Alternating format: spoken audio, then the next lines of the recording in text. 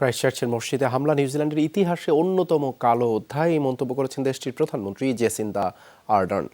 বলেছেন, নিউজিল্যান্ডে কট্টরপন্থীদের কোনো জায়গা নেই, বর্ণবাদী মনোভাবের কাছে মাথা নত করবে না তার দেশ। অভিবাসী সংখ্যালঘুদের ভীত হওয়ার কোনো কারণও নেই। নিউজিল্যান্ডের ইতিহাসে এটা কালো দিন।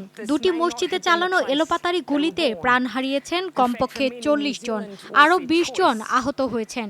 বিদ্বেষমূলক আচরণ থেকে বিশ্ব মানবতার রক্ষা পাক, এটাই আমার প্রার্থনা। নিহতদের পরিবারের প্রতি আমার সমবেদনা রইল।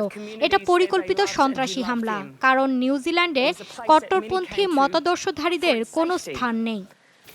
এদিকে নিউজিল্যান্ডে মসজিদে হামলা অত্যন্ত দুঃখজনক বলে মন্তব্য করেছেন পররাষ্ট্রমন্ত্রী একে আব্দুল মোমেন। সিলেট ওসমানী আন্তর্জাতিক বিমানবন্দরে এক সংবাদ সম্মেলনে তিনি বলেন, বাংলাদেশ যেখানে সন্ত্রাসী হামলা নির্মূল করতে পেরেছে, সেখানে উন্নত দেশগুলোতে পরিকল্পিত হামলা দুর্ভাগ্যজনক।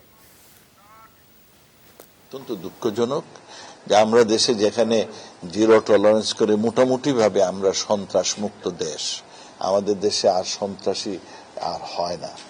কিন্তু যারা বলে তারা নাকি সন্ত্রাসমুক্ত দেশ, সেই সব দেশে এই দুর্ভাগ্যজনক ঘটনা প্রায় ঘটে থাকছে। এটা খুবই দুঃখজনক।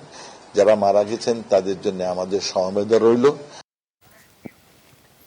নিউজিল্যান্ডের হামলার ঘটনায় সব ধরনের যোগাযোগ রাখছে সরকার, জানিয়েছেন স্বরাষ্ট্রমন্ত্রী আসাদুজ্জামান খান। বলেন, বিদেশি খেলোয়াড়দের ভিআইপি মর্যাদা দেয়া হলেও বাংলাদেশি খেলোয়াড়দের নিরাপত্তা দিতে পারেনি নিউজিল্যান্ড। রাজধানীতে এক অনুষ্ঠানে তিনি কথা বলেন। অস্ট্রেলিয়ান ক্রিকেট টিম আসার আগে দিয়ে নানান ধরনের কথা বলছিল। আমরা তাদেরকে বলে দিয়েছিলাম যে তোমরা পূর্ণ নিরাপদে থাকবে, যেরকমভাবে আমাদের ভিআইপিরা থাকে সেই রকমভাবে থাকে। আমরা সেটা করেছি। সেই দেশ কেন করেনি সেটা তাদের ব্যাপার, আমরা জানি না। তা আমাদের ক্রিকেট টিম বোধহয় ডিসিশন নিচ্ছেন, তারা চলে আসবেন, এরকম একটা ডিসিশন নিয়েছেন। তা আমরা মনে করি যে যেখানেই ঘটে থাকুক এটা নিন্দনীয়, এটা কারোর কাছে গ্রহণযোগ্য নয়।